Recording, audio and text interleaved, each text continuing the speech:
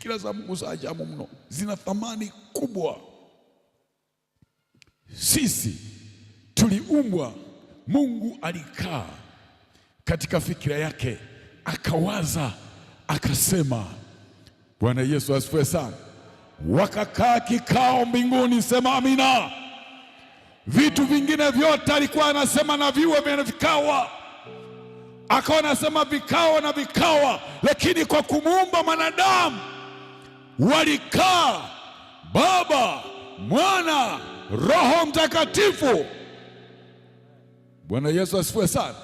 Wakakaa wakakubaliana wote, na tuumbe mtu kwa mfano wetu na kwa sura yetu, awe na mfano wetu na awe kwa sura yetu. Lengo kubwa, aende akatiishe, aende akatawale, aende akamiliki juu ya uso wa nchi.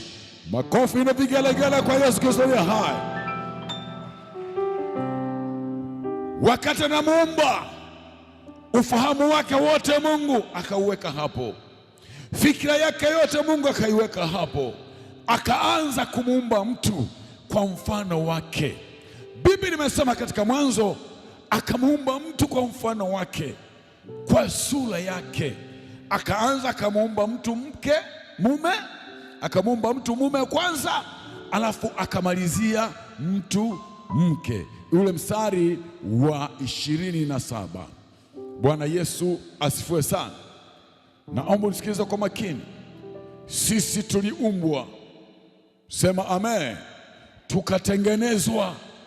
Hata kabla hatujatokea duniani tuliumbwa tukatengenezwa, na siku za kila mmoja mmoja zikaandikwa kwenye kitabu chake.